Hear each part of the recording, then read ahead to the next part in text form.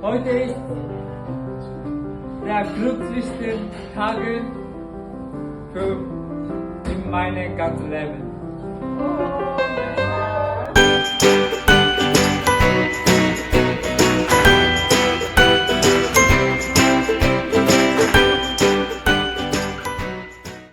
Hallo, よしです。朝です。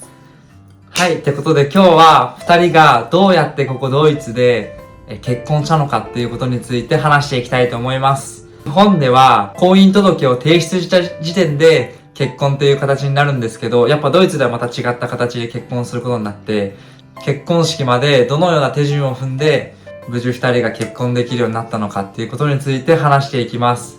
ドイツに住んでる日本人とかの人の参考になるかもしれないし、他にもドイツだとね、移民とかがたくさんいて、外国人がたくさんいる中で、外国人が結婚するっていうケースもあって、参考にもなるかなと思って、その中にも自分たちのエピソードとかも話していきたいと思うので、ぜひ最後までご視聴ください。Wir werden euch heute einmal erzählen, wie wir vom Standesamt, also vom Termin vom Standesamt bis hin zur Hochzeit alles organisiert haben und wie das Ganze in Deutschland funktioniert. Der erste Step war, als wir gesagt haben, dass wir heiraten, haben wir einen Termin gemacht beim Standesamt. Den Termin kann man mittlerweile online machen, das ist ganz gut. Das heißt, ihr geht einfach auf die Webseite, also ihr gebt einfach Standesamt ein in eurer Stadt, wo ihr seid in Deutschland und würdet als erster Step einen Termin machen beim Standesamt. Ich glaube, wir haben ungefähr einen Monat dann gebraucht, oder? Ja. Für den Termin? Genau. Also wir haben am besten immer so schnell wie möglich einen Termin machen, je nachdem, wann ihr heiraten wollt. Wir haben einen Monat danach haben wir einen Termin bekommen. Also von dem Tag, wo wir online waren, bis wir dann den Termin vereinbart haben, haben wir ungefähr einen Monat dann danach einen Termin bekommen im Standesamt. Ihr müsst auf jeden Fall einen Termin für ein Vorgespräch vereinbaren. Und da wird extra noch gefragt, ob ihr ein internationales Paar seid oder nicht. Also ob beide die deutsche Staatsbürgerschaft haben oder ob beide keine deutsche Staatsbürgerschaft haben oder einer von euch die deutsche Staatsbürgerschaft hat. Genau. Und so müsst ihr dann auswählen, eine internationale oder entweder deutsche, je nachdem wie ihr heiratet in Deutschland. Ob ihr jetzt ein internationales Paar seid, also eine Person deutsch oder nicht, müsst ihr dann die Termine vereinbaren. Genau. Und dann haben wir einen Termin für ein Vorgespräch vereinbart. Und das Gute ist, bei Deutschen, die in Deutschland heiraten wollen und die deutsche Staatsbürgerschaft haben, ist es nicht so kompliziert. Man braucht eigentlich nur 2 Dokumente. Einmal braucht man, beziehungsweise 3 natürlich, einmal Kopie des Personalausweises oder generell einfach nur euer Personalausweis. Dann braucht man einmal eine Meldebescheinigung. So heißt das in Deutschland, also eine Bescheinigung von eurem Ort. Und als drittes Dokument braucht man die erweiterte Geburtsurkunde. Wie bekommt man die erweiterte Geburtsurkunde? Das bekommt ihr an dem Ort, wo ihr auch geboren wurdet. Also ich zum Beispiel wurde in Hamburg geboren. Und dann musste ich auf meine normale Geburtsurkunde gucken, wo in Hamburg ich geboren wurde oder registriert war. Und an diesem Geburtsregister, an dem Amt ruft man dann an und beantragt dann eine erweiterte Geburtsurkunde.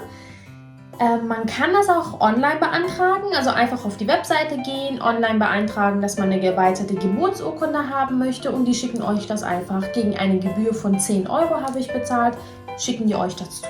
Also ganz einfach, 3 Unterlagen, Personalausweis, erwartete Geburtsurkunde und einmal die Meldebescheinigung.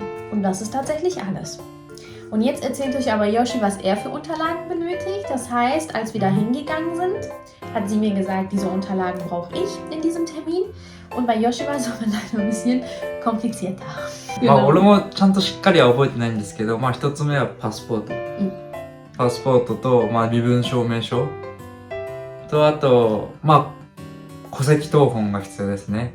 で、戸籍謄本プラス、婚姻要件具備証明書っていう、自分は結婚できますよっていう、今まで結婚したことがなくて、まあ、あったとしても、ちゃんと結婚するに値する人間で、過去犯罪はしてませんよとか、そういうのを証明する紙としての婚姻要件具備証明書というのがあって、で、その戸籍謄本と婚姻要件具備証明書の2つには、アポスティーユっていう、証明が必要なんです。これは外務省による、認証のようなもので、戸籍謄本は必ず本籍地のものじゃなきゃいけないんですけど、それと、婚姻要件具備証明書を揃えて、その2つを東京の外務省にアポスティーユお願いしますっていうふうに送って、で、アポスティーユしてもらって、で、そのアポスティーユっていう証明書がついた2つの紙が返ってきて、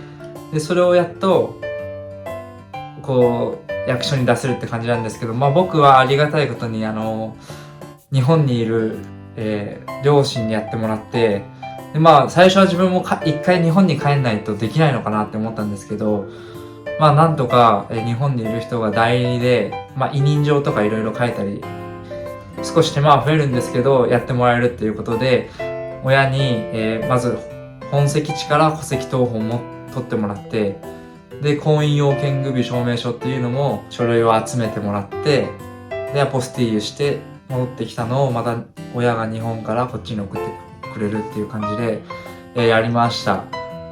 まあ結構複雑なんですけど、まあ自分もたくさん調べて、で親と密に連絡取ったりしてやってもらったんで、少し面倒ですけど、まあ早めにこう自分が言って、お願いすればできるんで、まあ日本に帰んなくても代理人でやってくれる人がいる場合はできるので、そこまで心配はする必要はないかなと思います。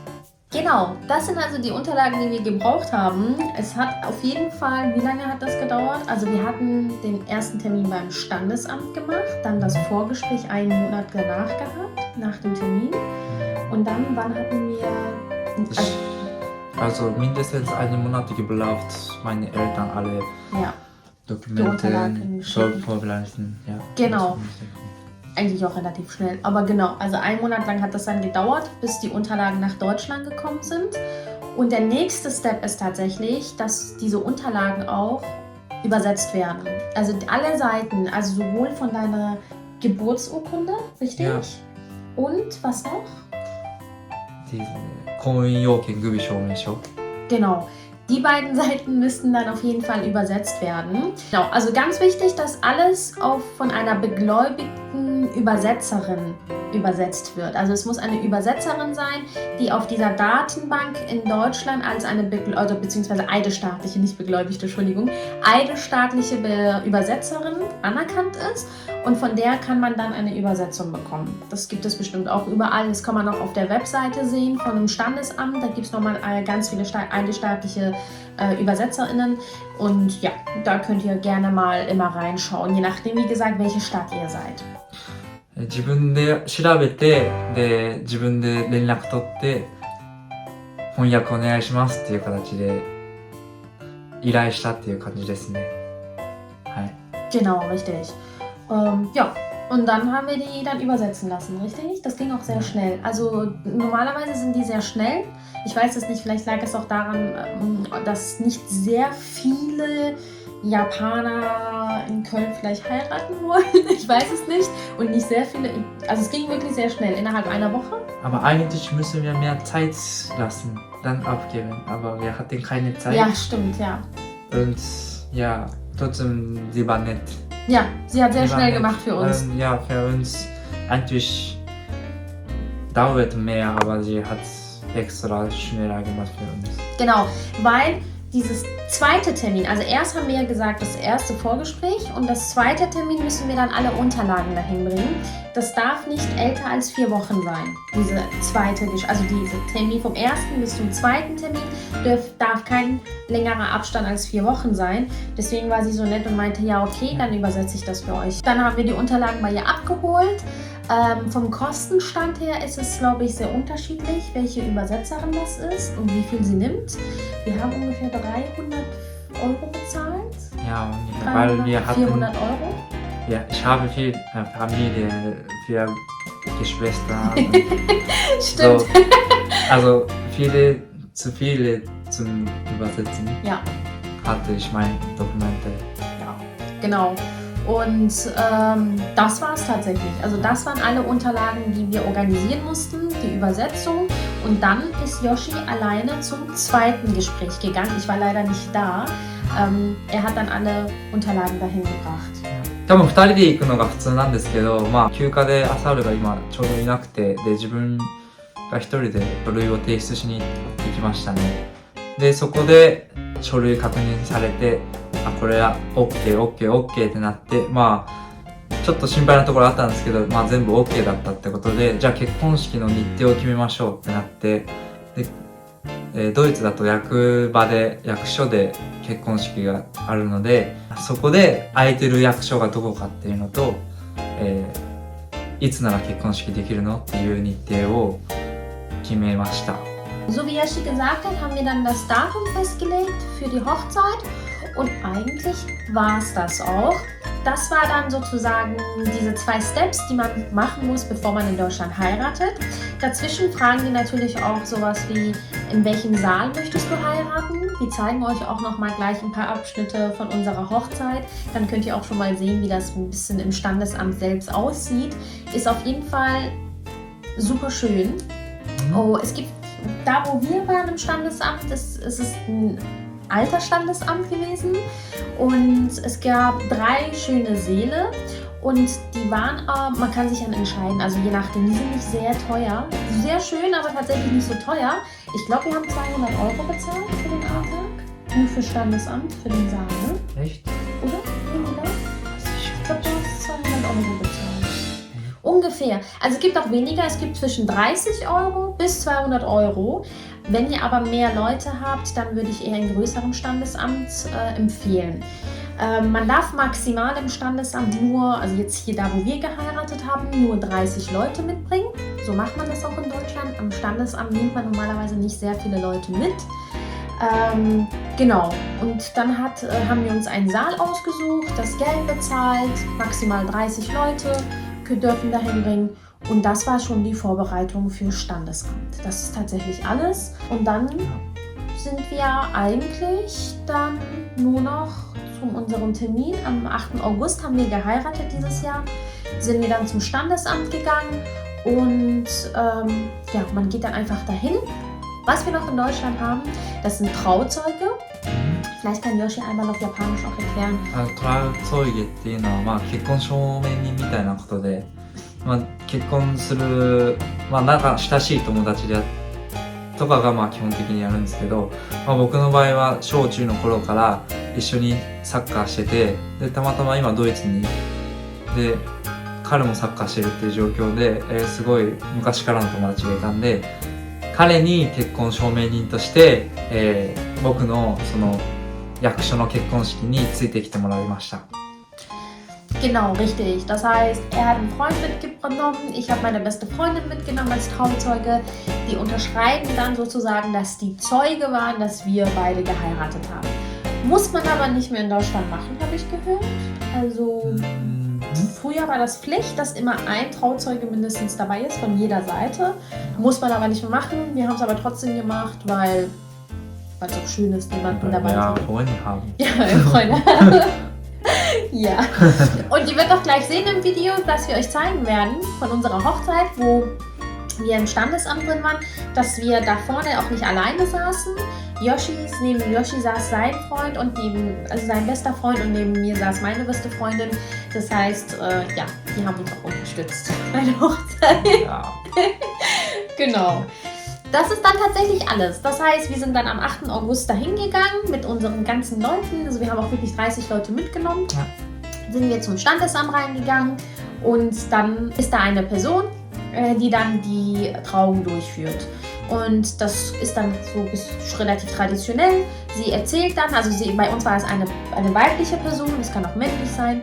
Sie hat dann ein bisschen was erzählt und dann hat sie dann genau uns gefragt, also erst mich gefragt, ob ich Yoshi heiraten möchte. Wenn ja, soll ich ja sagen. Und er hat auch ja gesagt, also er wurde auch gefragt, Yoshi hat auch ja gesagt. Dann haben wir uns geküsst. Aber du warst sehr schüchtern, ne? Ja, ich war sehr schüchtern. Ich habe nur so So, gemacht. ja. Ich war so. Ich war bereit. Yoshi war bereit, so. Und ich war so. Yoshi war überfordert. Ich habe gesehen, du so. Ja. Ja, es war sehr anstrengend für mich alles. Er war sehr entspannt. Genau. Aber ja, dann haben wir geheiratet. Und das war es tatsächlich. Und dann, das ging alles sehr schnell. Ich war 15 Minuten, Voilà. war alles vorbei. Und danach haben wir eine kleine Feier gemacht. Und diese Booking. Ah ja, genau. Das gab's noch. Genau, stimmt. Als wir dann rausgekommen sind, haben wir dann auch den Blumen... Also normalerweise in Deutschland schmeißt man dann den Blumenstrauß so nach hinten. Ja, aber da zeigen wir euch auch nochmal gleich ein kleines Video. Sah auch nochmal ganz schön aus.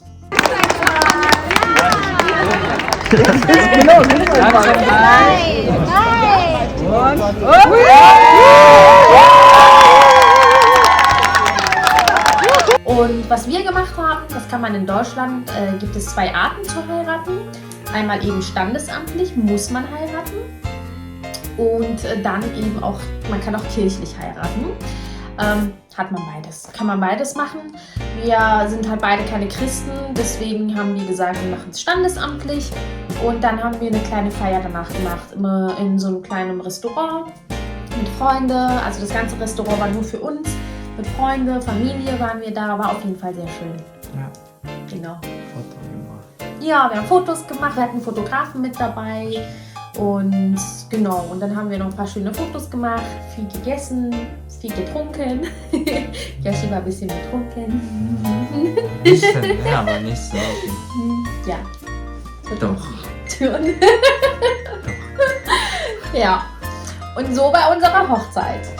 Genau, das sind so die Steps bis dahin. Mhm. Vielleicht noch ein paar Tipps, was man danach machen muss. Das ist auch nochmal ganz wichtig. Ich erzähle auch nochmal was, weil ich habe meinen Namen ja geändert. Ich heiße jetzt nicht mehr mit meinem Mädchennamen, sondern jetzt Takahashi auch. Und deswegen musste ich auch noch ein paar Sachen machen. で、はい、僕が結婚式の後にしたことは、その結婚した時に、自分たちは結婚証明書というものがもらえるんですね。結婚8月、僕たちの場合8月9日だったんですけど、8月9日に結婚しましたっていう結婚証明書をもらって、それを日本の大使館に提出しに行きます。っていうのは、やっぱ日本にも僕たちがドイツで結婚しましたっていうのを役所に伝えなきゃいけなくて、でそれに必要なのがまたパスポートとか戸籍謄本と、結婚証明書と、あれ戸籍謄本はもしかしたらいらないかもしれないですとあと婚姻届ですね。なんですけど、その結婚証明書、結婚した後に結婚証明書を持って、必要な書類を、日本大使館に提出していって、でそこで、婚姻届を渡されるんで、婚姻届を書いて、その役所で僕の場合はそのまま提出しました。でその時に言われたのが、自分たちの、新しい本籍地っていうか、本籍地をどう設定するかみたいなことを聞かれて、僕そこの時全然用意してなかったんで、とりあえず、自分の両親の家を自分の本籍地っていうとして、書いたんですけど、まあ事前に調べておくとこういうなんかハプニングっていうか困ったこともないので、しっかり調べた方がいいと思います。Das sind so die Sachen, die man dann danach noch machen muss. Das heißt, das, was euch Yoshi gerade erzählt hat, und bei mir war das ja noch ganz easy. Das ist tatsächlich alles, würde ich sagen, alles Wichtige, was man braucht. Ja. Richtig? Genau.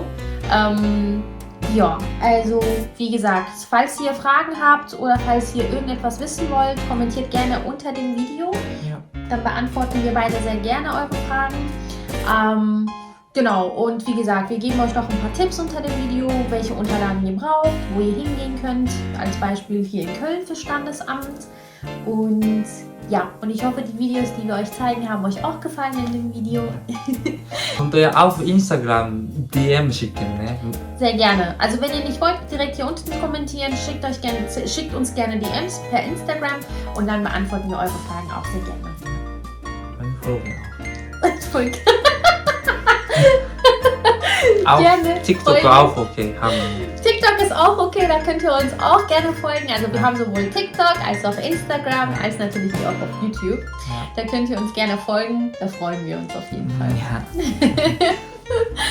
Super, dann würde ich mal sagen, war es das von unserer Seite aus, auf jeden Fall. Ich hoffe, das Video hilft euch, vor allem für internationale Paare, die in Deutschland heiraten wollen. Also wir beide, vor allem ich, musste auch erstmal ganz viel researchen, also ganz viel suchen, um überhaupt Infos zu finden. Deswegen denke ich, dass das Video für viele auch auf jeden Fall für die ersten Steps ganz einfach ist, weil das steht nicht überall, es ist schon kompliziert, oder? Ja, deswegen, genau, hoffen wir, dass das Video euch hilft. Wir sehen uns auf jeden Fall bald wieder im nächsten Video. Bald ist bei uns hier Weihnachten. Ja, Weihnachten. Ich freue mich schon sehr. Das heißt, das nächste Video wird dann hoffentlich übernächste Woche über Weihnachten sein. Und ja, auf jeden Fall seid gespannt. Es werden noch ganz tolle Videos kommen. Genau. Yes. Dann würde ich mal sagen, danke, dass ihr das Video geschaut habt. Danke. Und ja, Abonniert uns. gebt uns ein Like. Und ich würde mal sagen, bis zum nächsten Mal. Matane! Bye bye. Bye bye!